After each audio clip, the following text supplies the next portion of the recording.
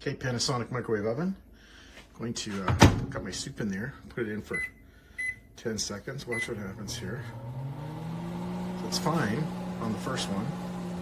Here's the problem is, if you have to heat something up a little bit more, the keyboard goes completely unresponsive.